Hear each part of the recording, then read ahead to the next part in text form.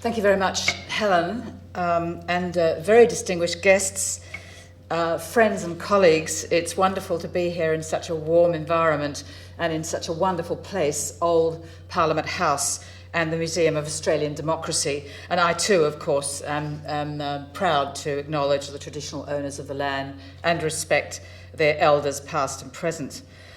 Well, Alice Tay I knew quite well as a young academic, a few years younger than her, but not much, and I do seem to have followed in many of her footsteps. She was, of course, the Challis Professor of Jurisprudence at the University of Sydney and a former president of what was then the Human Rights and Equal Opportunity Commission, and she too worked on asylum seeker matters during the Tampa case. Alice was a highly intelligent, feisty scholar who was never happier than when working with young lawyers on human rights issues.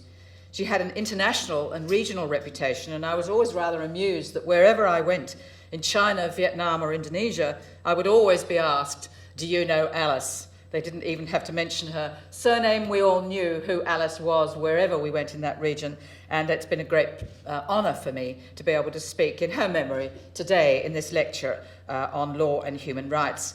May I also, of course, recognise Valmey Friedlich. It's a great pleasure for me to meet you. And, of course, to know that the Foundation's been set up quite specifically to deal with bigotry and to promote its study and avoidance. And bigotry is not a very nice word. In fact, it's not a word that I would really have used in common times, but it seems it's reached a level of notoriety that we can now go back to talking about it again. But it is crucial, and it was very interesting, and I'll return to this theme, that the reason Section 18C of the Race Discrimination Act was not ultimately amended or repealed was because the Australian public knew that we need that provision to prevent the level of racial insult and abuse that does sadly happen still in our community. So bravo to the Foundation, and thank you for the support you and your husband have given to ensuring that we continue to see bigotry when it's there and to speak up about it. So thank you. Well, I've been asked today to speak about human rights in contemporary Australia, and it's a large subject stimulated by our celebration of the 800th anniversary of the sealing of Magna Carta on this day, the 15th of June, 1215, on the river meadows of Runnymede in England.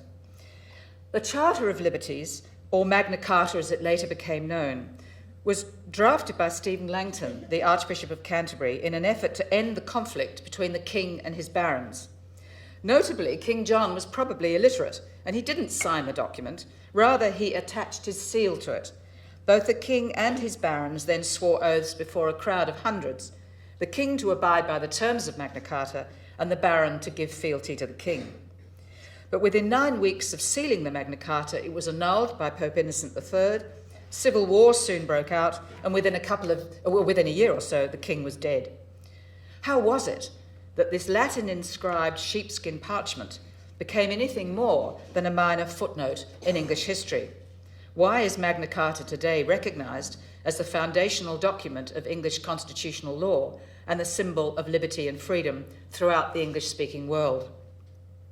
Well, I believe that the answer lies in two seminal ideas that underlie Magna Carta. First, the sovereign, or in today's parlance, executive government, is subject to the law.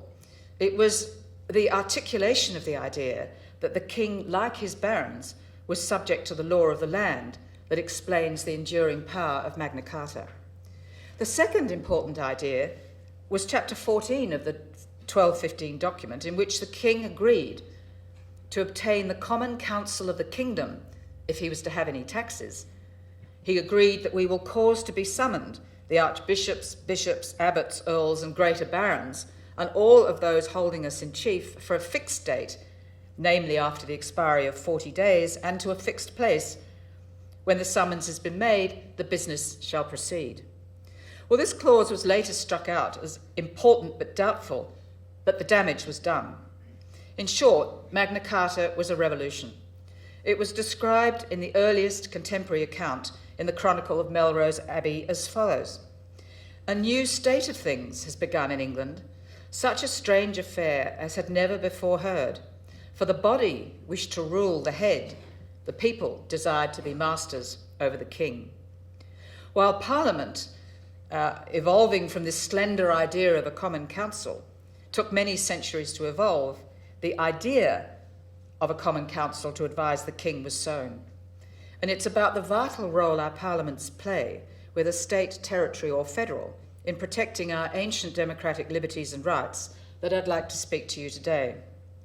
Over the last 3 years, as President of the Human Rights Commission, I've become increasingly concerned about the decline in the effectiveness of Parliament and the diminution of the role of the judiciary and the corresponding increase in executive discretion, all too often exercised without independent scrutiny. For our democracy rests upon 3 institutions: the executive, government, Parliament and the judiciary.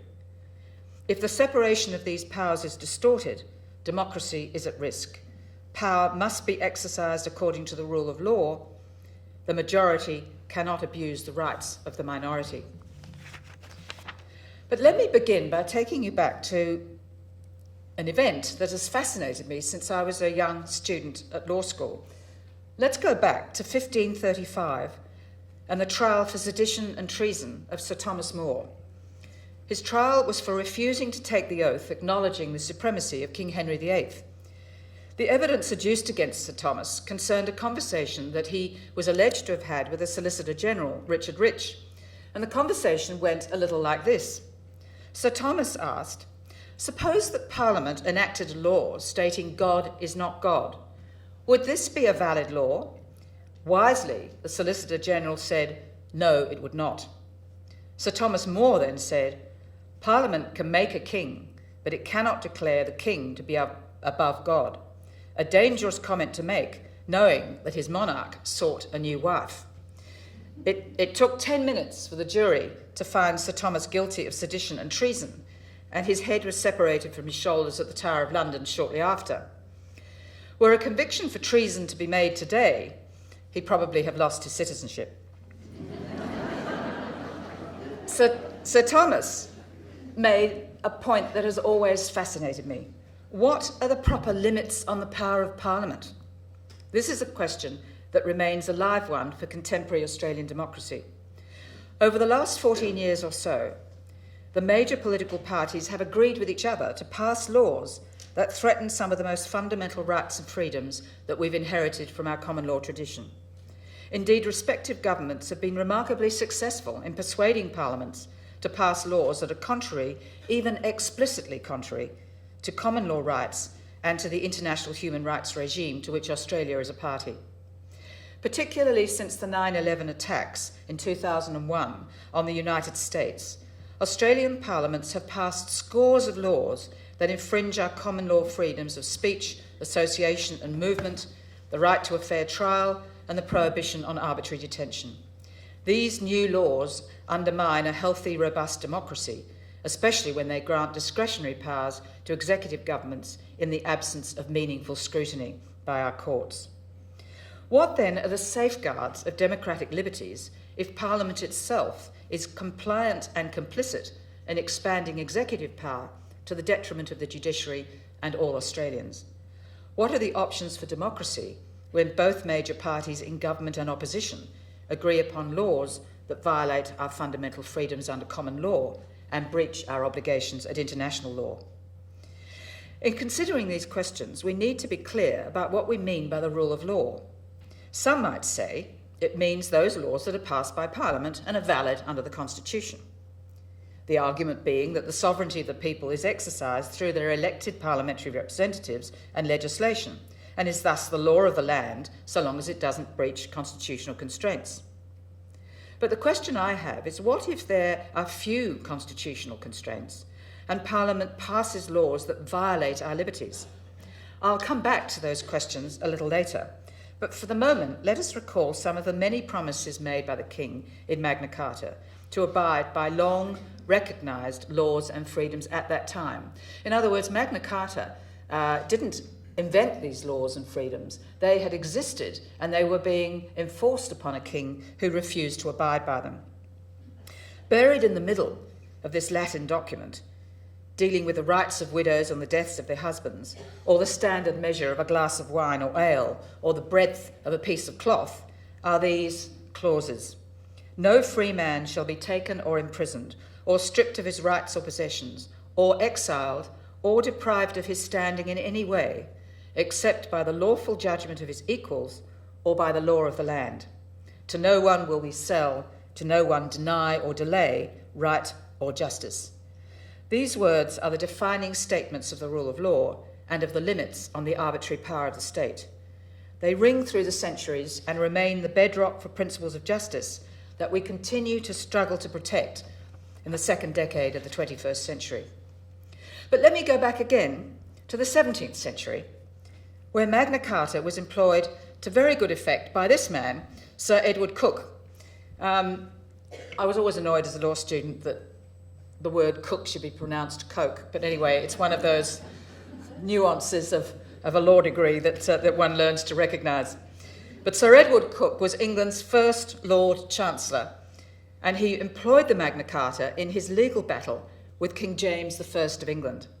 Sir Edward placed his own contemporary spin on Magna Carta to reject the idea of the divine right of kings and to subject the sovereign to laws passed by Parliament. His Petition of Right in 1628 informed in turn the United States' Fifth and Sixth Amendments and the United Nations Universal Declaration of Human Rights in 1948. An inspirational document, and one that I think as Australians we should be so proud that our Doc H.V. Evatt made such a significant contribution to. You may recall that not only was he one of the 8 representatives of nations to draft the Universal Declaration, but he was the president of the General Assembly when it passed the General Assembly without a single negative vote. And I think he was a pretty feisty, strong man, but he knew what was needed for that post-war period, and he succeeded with Eleanor Roosevelt in getting that extraordinary document through that underlies all of our modern human rights law. Well, Magna Carta today is honoured as an historical and political symbol rather than as a directly applicable source of legal rights and freedoms.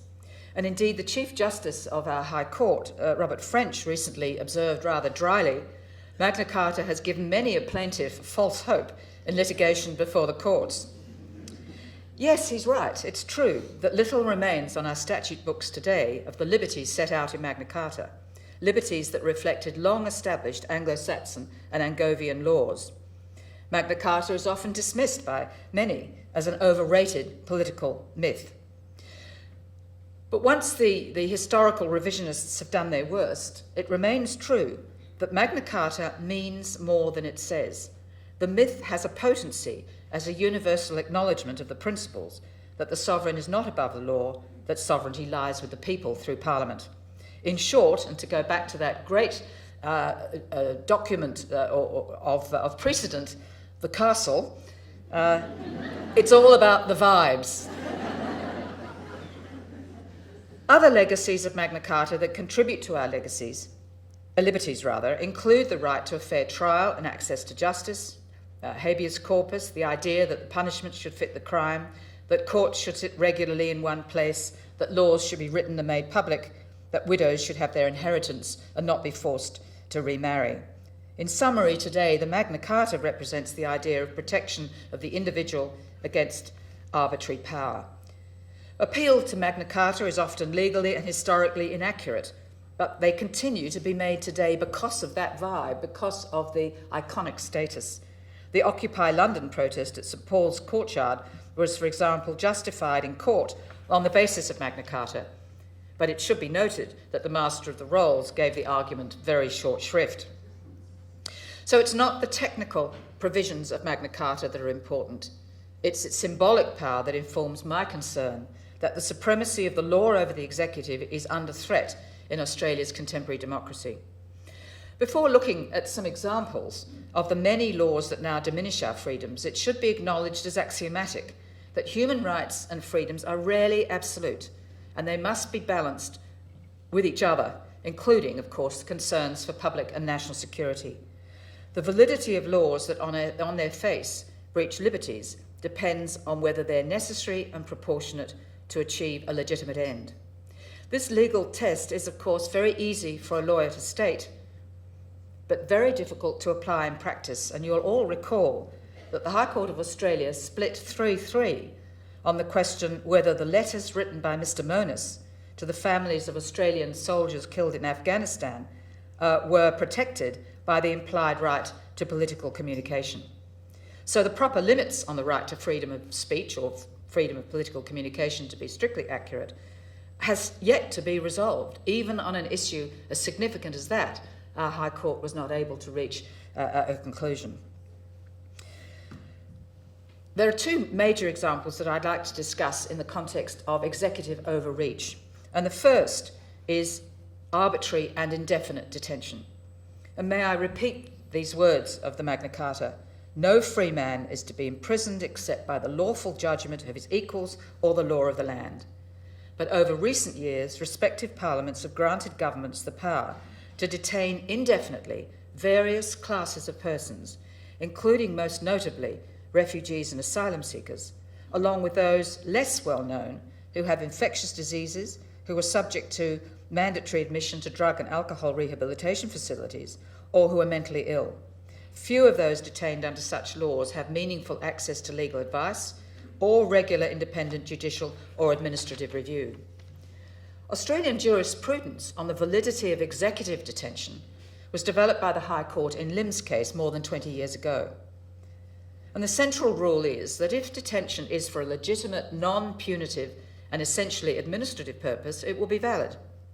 So detention of those unfit to plead because of mental illness, of accused persons before their trial, or of aliens prior to deportation or the grant of a visa, can be valid so long as the aim is not penal or punitive. The Australian Human Rights Commission is particularly concerned by the growing instances of detention in prisons of those with cognitive disabilities for lengthy periods without releasing them into more appropriate facilities, and in the absence of regular review by an independent tribunal.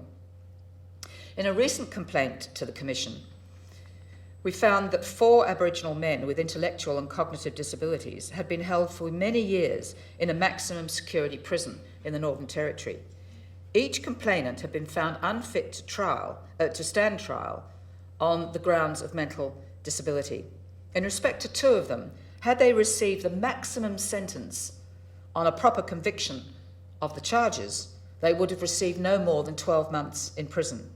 But instead, they were held without conviction for 4.5 years and 6 years respectively. The Commission found that the failure by the Commonwealth was a violation of the right not to be detained arbitrarily under the International Covenant on Civil and Political Rights, a provision that, of course, that matches the important provisions in the Magna Carta. And I think you'll understand that the obligation of the Human Rights Commission is to assess and hold the government to account for compliance with the international human rights treaties to which we're a party. Sadly, such detention disproportionately impacts Aboriginal and Torres Strait Islanders, a problem that's exacerbated even further by the recent adoption in the Northern Territory of paperless arrest powers, which permit detention for 4 hours without being brought to a court for offences that in many cases do not attract the sanction of imprisonment. Such detentions have dramatically increased the rate of detention of Aboriginal Australians. I understand an additional 700 detentions have taken place since that law was introduced last year. But even more tragically, as you may know, an Aboriginal man died on the basis of that paperless arrest last week, 25 years after the Royal Commission's report into Aboriginal deaths in custody.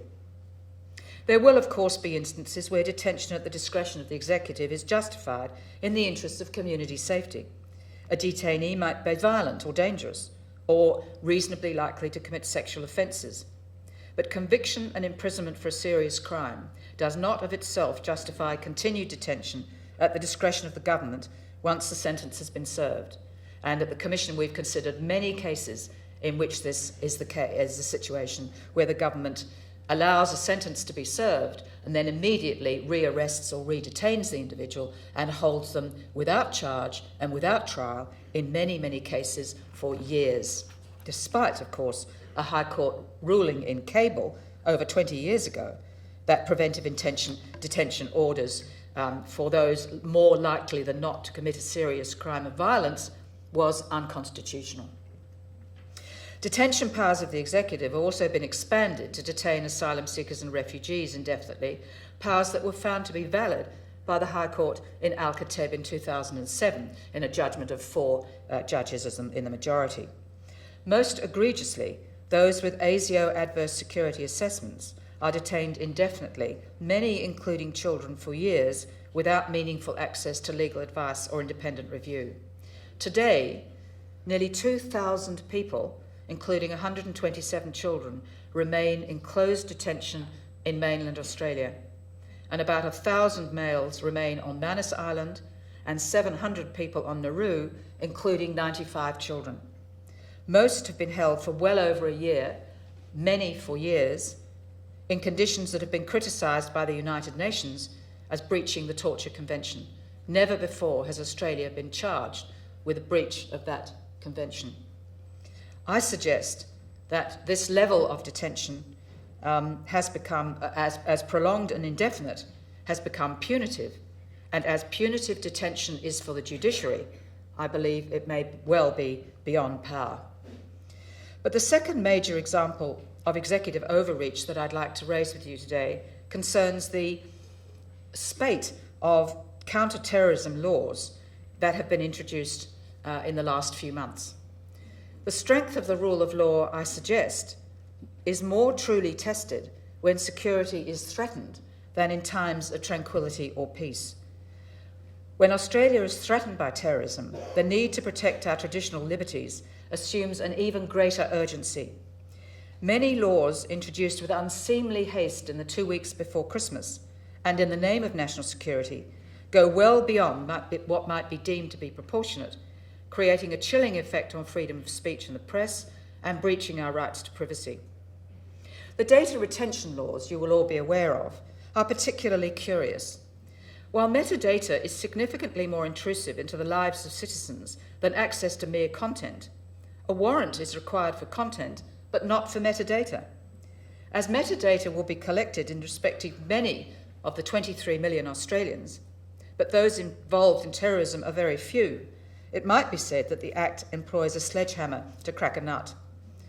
It's also curious that executive government can apply for a journalist information warrant to compel the surrender of a journalist's metadata to identify their sources, but such a warrant is not necessary in respect of anyone else.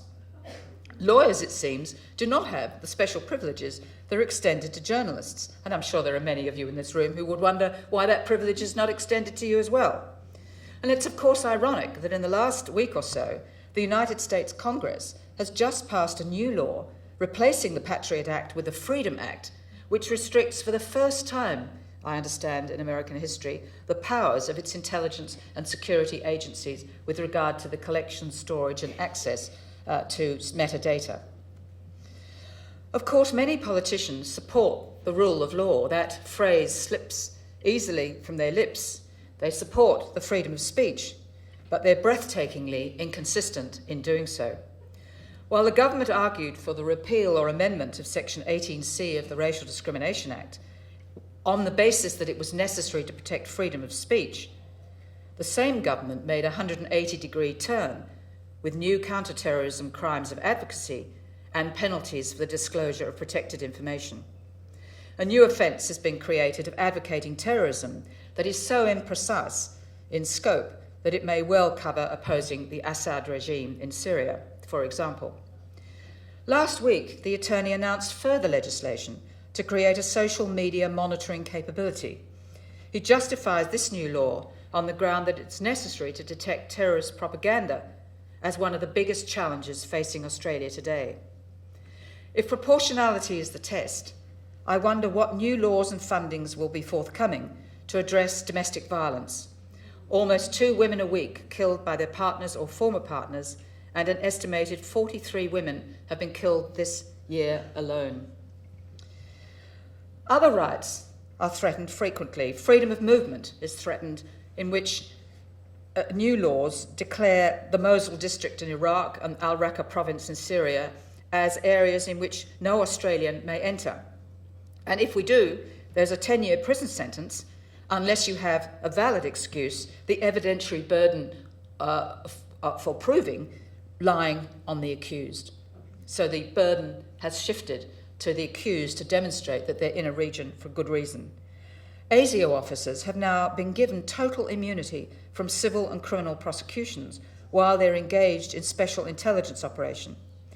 Anybody who discloses information about a special intelligence operation will be subject to a mandatory 5 to 10-year penalty. Now, there are many problems with that, but one of them that concerns me is that judges no longer have that power to determine individually whether the sentence should be imposed. But Parliament imposes the sentence and the judge loses that traditional judicial power. Anti-bikie laws threaten our freedom to association. The principle against self-incrimination has been eroded and may even in future legislation being introduced as a bill may take it away entirely. And the judicial powers with regard to individual circumstances have been taken away. One that is of particular concern to me and to my colleagues at the Commission is that references to the Refugees Convention in the Migration Act have now been taken away entirely and replaced by the Minister's understanding of the meaning of refugee and the powers that this legal status imports. The Migration and Maritime Powers Act explicitly authorises the acts of government officers where those acts violate international law or fail to meet due process laws. I know of no other instance anywhere in the world of another nation's law that states that the law is to apply regardless of international law or of its own domestic administrative law principles of natural justice. Well, these are just a few examples, and I'm afraid I go into law school mode and giving you far too many examples, and I don't want to weary you too much. But what I'm saying is this is the tip of the iceberg. There are many more in the pipeline that have attracted very little attention. There's one bill that's been introduced recently to maintain good order of immigration detentions that gives guards enforcement powers that are greater than those available to the Australian Federal Police. And those guards will be immune for all practical purposes from prosecution in the courts. Social Services Legislation Amendment Bill introduced this year removes the financial support for forensic patients with a mental illness if they've been charged with a serious criminal offence, regardless of whether they're ever convicted of those offences, making it even more difficult for them to adjust as they return to society. But finally we come to the yet-to-be-defined proposal that those accused of being jihadists fighting against Australian interests will be stripped of their citizenship if they're potentially dual nationals. Well, Magna Carta, of course, has something to say about this. It provided that no man is to be outlawed or exiled except by the law of the land. It's clear that all nations have a sovereign right to determine who is to have citizenship. Australia may quite rightly decide that those fighting against it, contrary to law, should lose their citizenship. This proposal is not new. It follows a bill that was introduced last year that gives the Minister even wider powers to revoke citizenship for fraud or misrepresentation, or where the Minister is satisfied that a person is not of good character, all without trial or conviction. To deny citizenship is a very serious matter. It's a human right to have a nationality, and citizenship cannot, under international treaty law, render a person stateless. But assuming that the government's proposal is confined to dual nationals, there remain significant problems. First, I believe this sanction strikes at the heart of Australia as a largely migrant nation. Over half the nation has or can claim dual nationality. Secondly, it's by no means clear that the state of second nationality will agree to grant citizenship if Australia has withdrawn it on the grounds of terrorist activities. Why would a third country grant citizenship for a person who's essentially Australia's responsibility? Thirdly, it appears that the determination to strip away citizenship will be made at the discretion of one minister or maybe three ministers. Either way, it will be contrary to the separation of powers doctrine that underlies our democracy. Executive government cannot both make the laws and judge compliance with them. It's imperative that any ministerial role arise only once a judicial process and conviction has taken place according to the usual rules of evidence. possibly a middle ground could be found for a temporary restraint on some citizenship rights pending a proper judicial determination. But for the moment, it seems the debate is between the subjective satisfaction of a minister versus an evidence-based determination of a judge. Each of these examples of the willingness of Parliament to pass laws that breach democratic freedoms, taken individually, might be justified on the grounds of necessity and proportionality. But viewed together, I believe they are more than the sum of their parts. They suggest an overreach of power, or as Senator Cory Bernardi calls it, power creep. I don't usually cite Senator Cory Bernardi, but he's right on this occasion. Because he too understands a declining willingness of parliaments to defend core freedoms. We're aware of the exclusion of judges from interpreting laws according to the common law principles of legality and the presumption that Parliament intends to comply with international law. Respective parliaments have failed to exercise their traditional self-restraint, and I believe that self-restraint has been exercised over many decades in this building.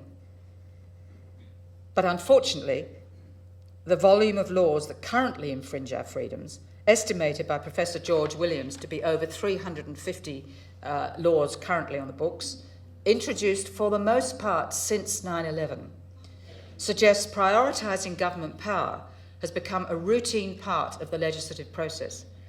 As he observes, the enactment of anti-democratic laws has become so accepted that they elicit little community or media responses.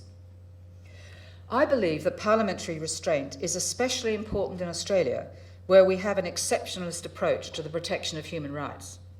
Australia has been a good international citizen for the most part, playing an active role in negotiating the human rights treaties that form part of the international regime.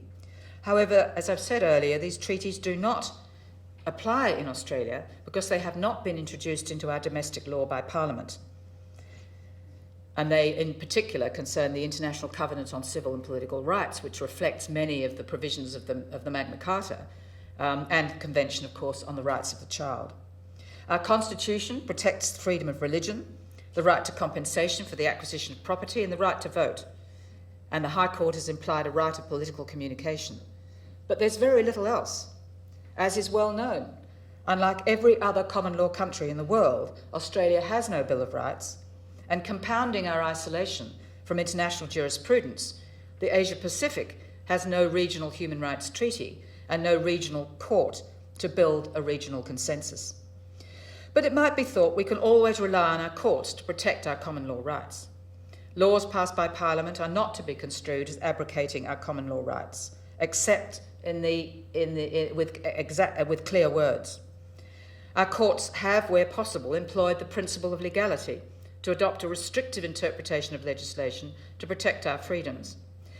But sadly, in practice, this has not proved to be as effective a protection as one might have hoped, because laws today are drafted with such precision or are so constantly amended that ambiguities are very hard to find.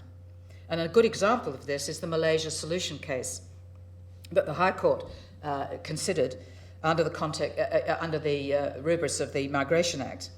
And it found that the Malaysia solution was invalid because the minister could not send asylum seekers to Malaysia as the nation had not ratified the Refugees Convention. That put an end, we thought, to the Malaysia solution. The government then returned to Parliament to delete the offending clause, and Parliament agreed to do so. So the problem is that if the language of a statute is unambiguous, the courts can't apply the common law presumptions about freedoms. And that is why, in part, that I believe that it is more important than ever that our democratic system, through Parliament, meets its obligations as a check on executive government. Over the last 800 years, judges have asserted the rule of law against the executive, and Sir Edward Cook's struggle for the supremacy of Parliament continues to play out today between the High Court of Australia and our government. Time and again, the High Court has limited executive discretion by reference to statutory principles, but time and again the government is successful in asking Parliament to tighten up legislation to permit what was hitherto illegal. But there are two recent and very encouraging decisions of the High Court. One, late last year, was Plaintiff S4. The High Court decided unanimously that the executive discretion to detain was limited to two purposes: deportation or a decision to allow the plaintiff to apply for a visa. The court qualified the power to detain, finding that the Migration Act does not authorise the detention of a refugee or asylum seeker at the unconstrained discretion of the minister. It found that an alien is not an outlaw and that the minister must make a decision one way or the other as soon as is practicable. This didn't get much publicity at the time, but it's actually a vitally important decision of our High Court, unanimously, as I say, because it means that the minister cannot sit on these matters, leaving people to rest in detention for many years. But the second decision is in some ways even more astonishing, because our Chief Justice issued a writ of mandamus against the Minister for Immigration, a very rare phenomenon under Australian law.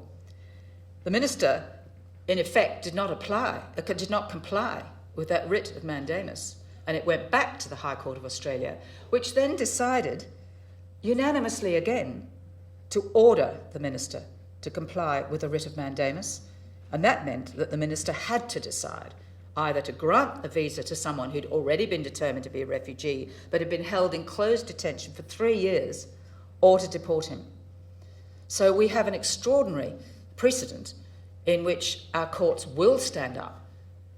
But the point that has to be remembered is that the court can only do what is allowed within the terms of the Migration Act.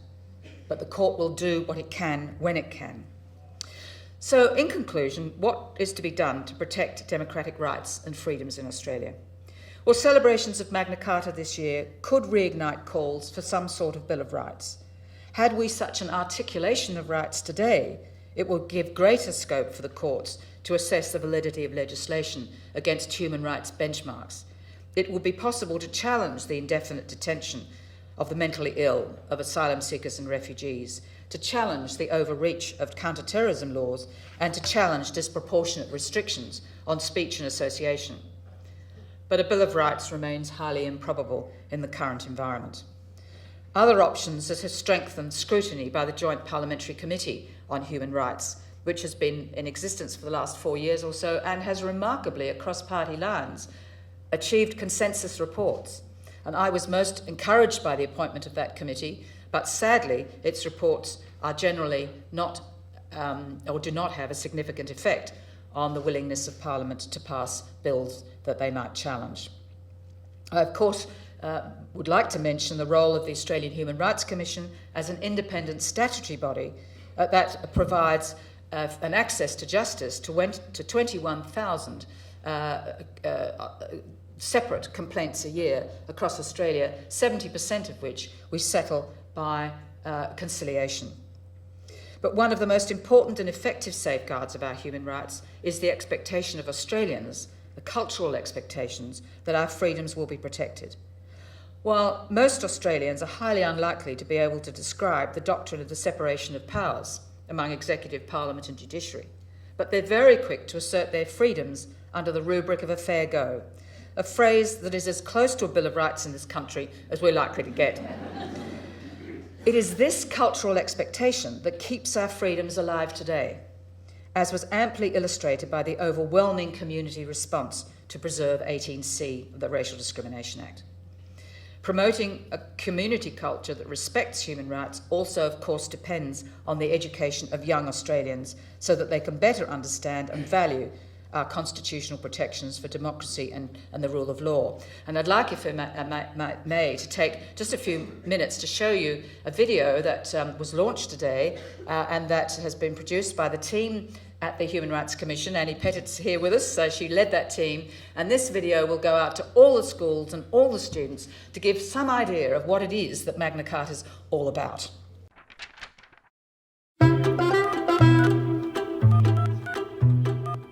It's an 800-year-old document, written on dried animal skin, in England, on the other side of the world, in a language we no longer use, that most people couldn't read even back then.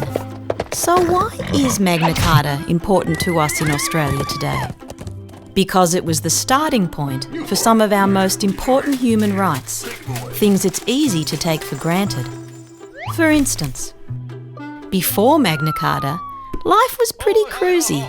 If you were a king, you could get away with all kinds of things. Forming your own armies, invading other countries whenever you fancied, and taxing people to pay for wars without even asking. Now, there were laws in those days, but some rulers believed they had absolute power and simply ignored them. That changed in 1215, when a group of land-owning barons finally had enough of King John's behaviour. They decided the king governed by their consent, not just because he was king. So they got together and forced the king to agree to limit his powers by signing Magna Carta. It was the beginning of fairer rights for the people. The king also agreed he couldn't just add new taxes. Free men had to be represented by a common council to be taxed, which started the evolution of democracy. It also meant the king was no longer top dog, because above him now was the law. Or at least that was the idea. Kings and queens had a lot of trouble getting used to not being in charge. But over the next few hundred years, people power, in the form of Parliament, grew to be much stronger. In its Bill of Rights of 1689, the English Parliament formally decided it was the job of government to represent the people and protect their rights. These ideas came to Australia in English law. We know today if someone is accused of a crime, they have the right to a fair trial, and they must be proven guilty before they can be punished. Before Magna Carta, justice wasn't always applied fairly. Remember old King John? He was pretty good at filling up the prisons. But under Magna Carta, it was no longer up to him to decide whether someone had done wrong. It said, "No free man shall be seized or imprisoned, except by the lawful judgment of his equals or by the law of the land." Now you had to have a reason to lock someone up, and later people decided you also had a right to argue your case in front of a court. But in 1215, no free man didn't mean everyone, because in those days most people weren't free. They were poor peasants who served the lords. It took till the 16, 17 and 1800s before all men were free in Western countries, and most women waited until the 20th century. In 1948, after the atrocities of World War II, the nations of the world created the Universal Declaration of Human Rights. For the first time, the whole world recognised that everyone, it didn't matter who you were, had the right to enjoy freedom of speech, freedom of religion, and freedom from fear and want. It has been described as the international Magna Carta for all mankind. So, this faded old piece of animal skin has played a big part in shaping the democratic society we have in Australia today. But many people around the world are still denied their rights and freedoms. This reminds us human rights shouldn't be taken for granted, and until they are, the long story of human rights and freedoms that began with Magna Carta will continue.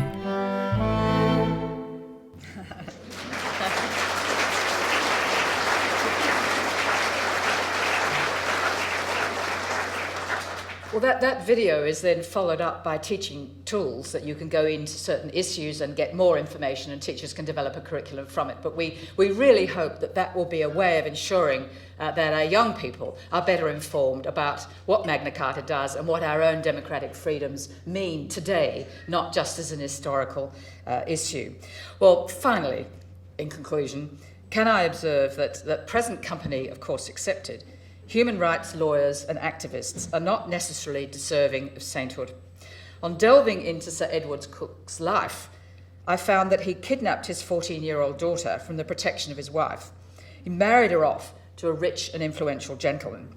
He eventually fell foul of his king and served time in the Tower of London, but he survived to live in peace until dying in his own bed, aged 80.